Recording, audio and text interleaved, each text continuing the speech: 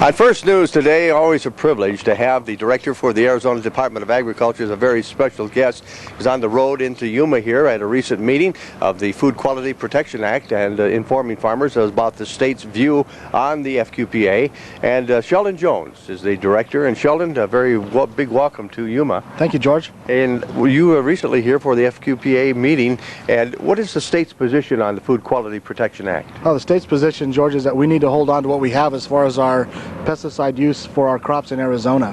Whether it's cotton or our vegetables, we need to protect the utilization of those resources. Why did the Environmental Protection Agency use children as a scare tactic to back themselves up on what they want to do? Well, because it's hard to argue with the health of children, and it's a vogue discussion topic today. You can't argue with that.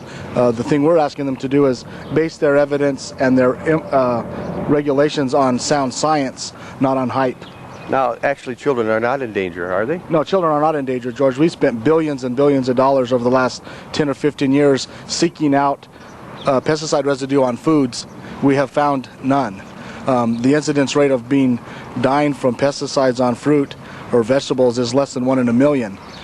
Getting struck by lightning, your chances of dying are 1 in about 28,000. And so pesticide residue and afflicted illness from that is very, very minor. Well, Sheldon, this is something the state is going to get involved in fighting, isn't it? Yes, it is. We're asking our growers, working with them, to actually get down to actual use, reporting what they buy and how they use it.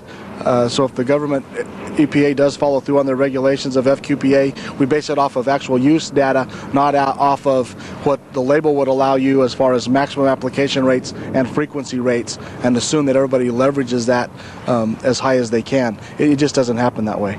Well, let's move on to other things happening in the state, and some exciting things are going on here in the state of Arizona. Our lumbering business up in the northern part of the state, I've seen the methods they use there of cutting, selective cutting. That's been working real well. Yeah, it's been working real well.